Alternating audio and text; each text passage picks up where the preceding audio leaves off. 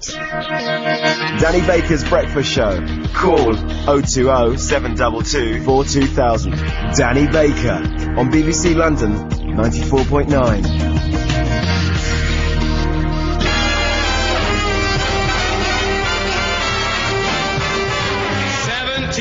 17, cool and solid 17. This is one of the Parents records, 17 by Frankie Vaughan. I must say I didn't know it. Get that swing. 16. But it's good to get Frankie on the list. He's off the mark now. Good morning, everyone. Let's try this.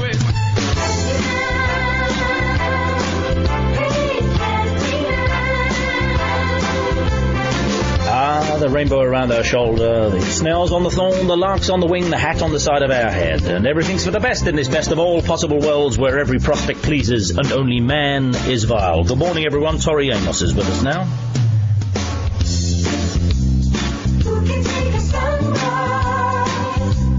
So I could put you on the spot, Tori, and say,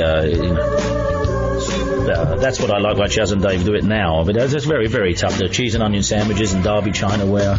Cheese. That's it. But I have to sing. No, please, no. I wouldn't do that to you. But it's just to confirm that you did actually record that song once. Yes, I did. How did you come to record Chaz and Dave? That's what I like. I think some of my sound guys had been their sound guys.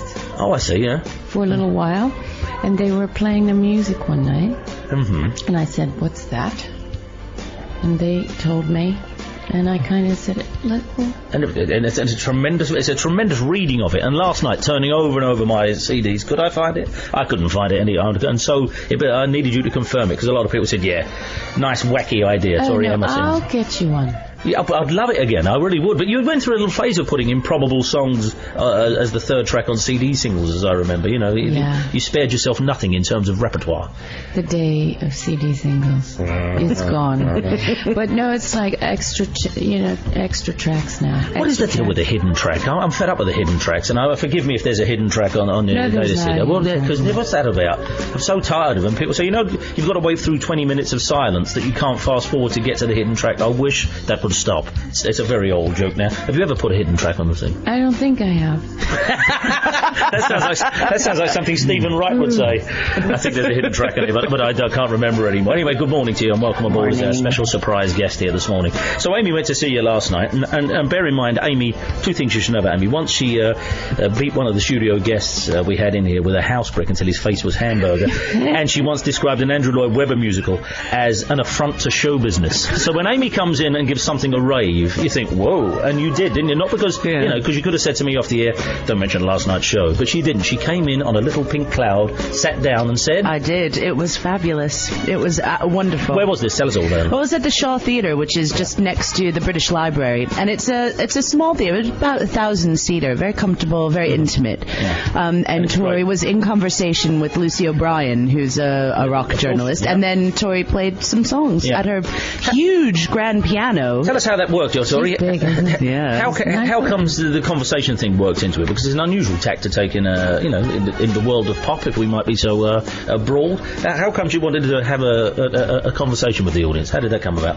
We did it maybe 2 years ago in New York for the New York Times. They do an event every year where they pick two people from different walks of life, I guess. And so you sit there and have a little chat with a journalist, and it was somebody from the New York Times, and it seemed to work really well. So we sort of said, well, what if we take that as a jumping off point, but also have music with it? But aren't you terrified and intimidated? The fact is, I mean, as someone who spent a couple of years working for the enemy and stuff, it can be pulling teeth for people who express themselves through music sometimes to sit down and especially connect with an audience. If someone like Bob Dylan, who never even acknowledges the audience, not even good night, not hello London or anything, are you comfortable doing that, or did you feel like you wanted to get over to the piano and get into the songs again? Well, it is a bit nerve-wracking, but you just have to say, okay, I committed to do this, so let's see where it goes. And what kind of conversation was it? Were you taking scripted questions, or were you knocking out the gags? No, I think it was... very funny. I mean, I'm sure. Ripples of laughter throughout. I should have said, but the phrase knocking out the gags was perhaps too strong. But was it a prepared text, or did you wing it? No. I'm winging it like you guys. Yeah, but that's not always the easiest thing to do. I mean, everyone talks to you, so you think, what were you like in the 5 minutes before you went out there? Did you think... hell, I think I'll just go out and do some tracks off the last few albums. Did you feel like turning and fleeing at any point? No, I must be honest with you. I think there's a certain place that you move into, which... Is that the zone? No, that's not the zone, Candyman. No, that's what people... Britney is in the zone. Is that right? Oh, I see. But, No. but do you get nervous before you go on? And was this a particularly stressful day? Thinking, I'll be honest with you. TV has a very different kind of set of nerve-wracking yada yadas. Because just imagine you have to walk out with a television audience sitting there. There's no ambience, there's no lights down, there's no we're going to romance each other for 30 minutes to an hour kind of thing. There's no foreplay. Sure. Okay? You walk out on television and you've got to be right there making love, proposing to each other within 30 seconds. Yeah, and there's not a guarantee that they've actually come to see you either if you're guesting on a show, and there's all of that, isn't there? No, and there is it's not about a concert. It isn't about this is a theater piece. No. And so television is very tricky in that way. Because there's that thing as well. Even if you're into, a song that you wrote about, a disastrous romance or something, 25 seconds into it, some fellow with headphones walks on and goes, "Can we hold it there? Sorry, we're going to have to go again." Yeah.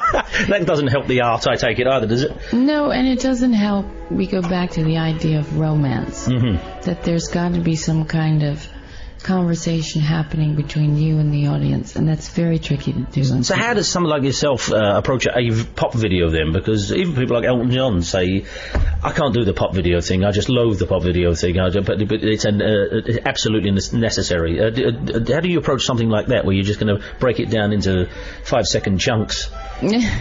Well, that isn't my favorite thing to do. I think some people love the camera in that way, and that's their life. Maybe they want to be movie stars, I don't know.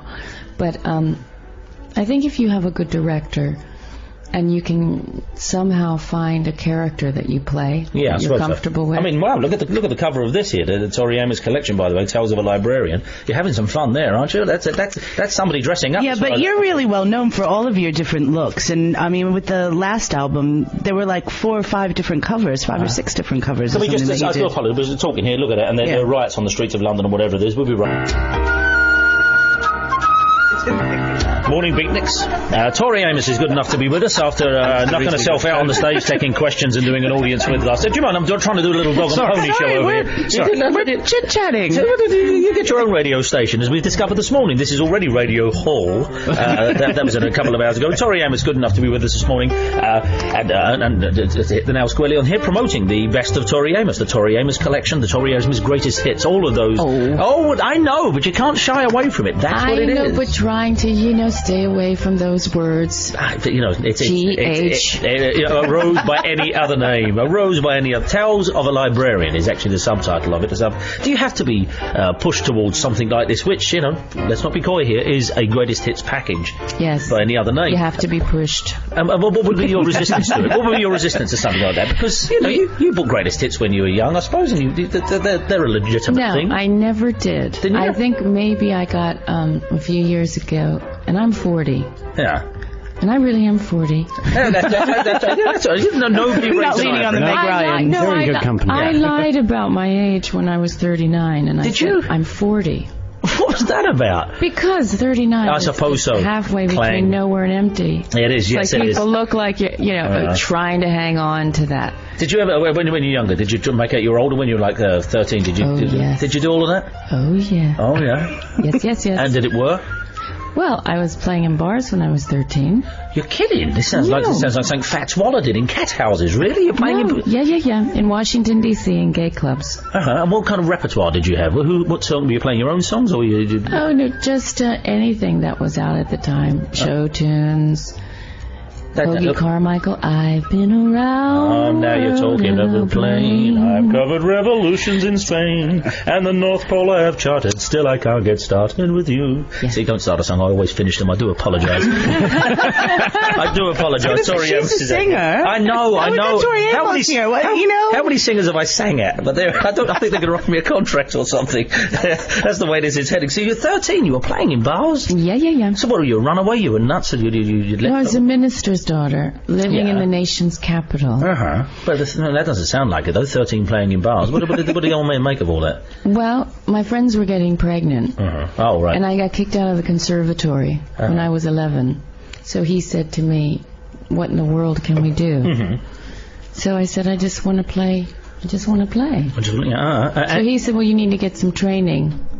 And in his mind, he thought that there were places you could go to, like Judy Garland went. I don't know, like rehab. I'd be there. You mean like Oz? Yeah, exactly, something like that, yeah. When was the first time you actually, you swallowed something hard and jagged and said, this is one of mine? Do you remember there was a time when you thought, this is good enough for people to hear, and made a good fist of it? And did they receive it? Well, what was your first song you performed in public of your own? Jackass and the Toad song. I think I was 8.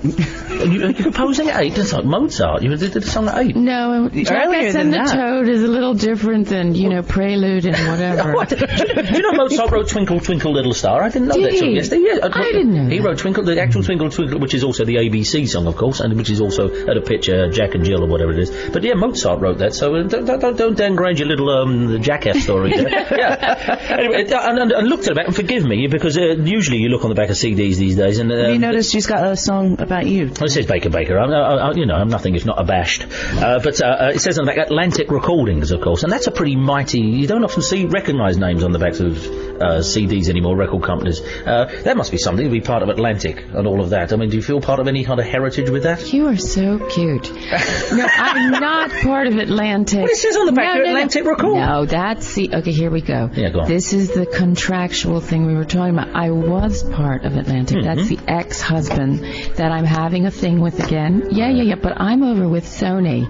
Yeah.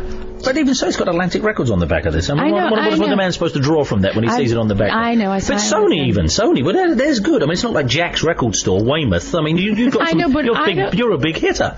You're so funny. No. I've been with them since 1985. Yeah. Atlantic.